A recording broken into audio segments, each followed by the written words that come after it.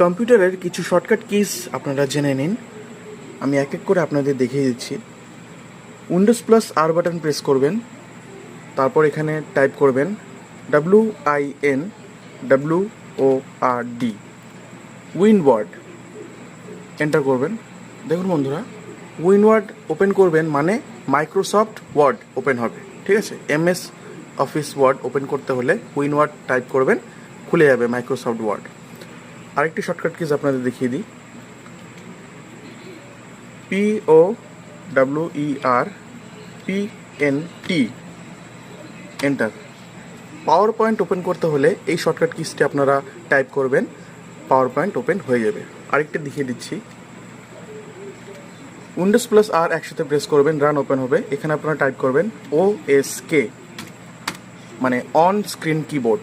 এইভাবে আনতে হলে আপনারা শর্টকাট কিজ ইউজ করতে পারেন।